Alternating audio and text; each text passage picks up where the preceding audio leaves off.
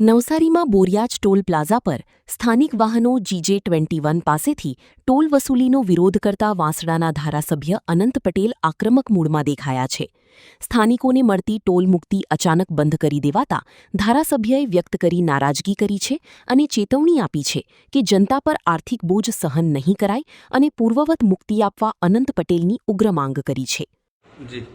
નવસારી જિલ્લામાંથી પસાર થતો NH48 મુંબઈ દિલ્હી વાળો મુંબઈ અમદાવાદ વાળો જે રસ્તો છે એ રોડ પર સ્થાનિક નવસારી જિલ્લાના GJ21 ના વાહનો પર કોઈ પણ જાતનો ટોલ ટેક્સ લેવામાં આવતો નહીં હતો અને અમે ટોલ ટેક્સ આપતા પણ નહીં હતા.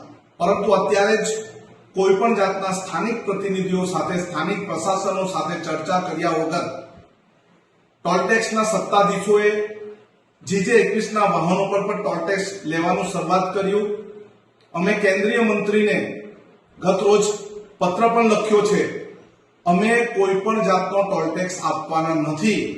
એટલે આ જે સરમુખત્યારશાહીનું જાહેરનામું બહાર પાડ્યું છે પરત ખેંચો, અને જો પરત ન ખેંચવામાં આવશે તો અમે આવનારા દિવસોમાં લોકશાહી માર્ગે જન આંદોલન કરશું. અને અમે નવસારી જિલ્લાના વાંસદા, ચીખલી, ખેરગામ, ગણદેવી જેવા ગ્રામ્ય વિસ્તારમાંથી આવીએ છીએ ત્યારે અમારે અવારનવાર ખેડૂતોએ શાકભાજી વેચવા માટે, કોઈ પણ વિદ્યાર્થીઓએ ભણવા જવા માટે, અને કોઈ પણ જિલ્લા કલેક્ટરનું કામ હોય, DDOનું કામ હોય કે કોર્ટમાં જવાનું કામ હોય, અમારે નવસારી અવારનવાર જવું પડતું હોય છે. એટલે અમારા વિસ્તારના લોકો પાસે GJ21 ના વાહન ધારકો પાસે પહેલાની જેમ કોઈ પણ જાતનો ટોલ ટેક્સ વસૂલવામાં ન આવે એવું કેન્દ્રીય મંત્રીને અમે પત્ર પણ લખ્યો છે. જો અમને કોઈ પણ જાતનો જવાબ ન આપવામાં આવશે તો અમે આવતા અઠવાડિયાથી નો ટેક્સ, અમે એક પણ રૂપિયો ટેક્સ આપવાના નથી.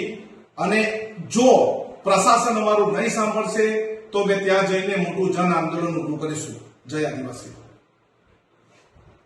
ટોલ વસૂલીનો કોઈ પણ પરામર્શ વગર લેવાયેલા નિર્ણયને ધારાસભ્યએ ગણાવ્યું જનવિરોધી ગણાવ્યું હતું અને જો નિર્ણય પાછો નહીં ખેંચાય તો જનતા સાથે મળીને લોકશાહી ઢબે આંદોલન કરવાની તૈયારી બતાવી છે. ઉપરાંત પત્રની નકલ વડાપ્રધાન નરેન્દ્ર મોદીને પણ મોકલવામાં આવી.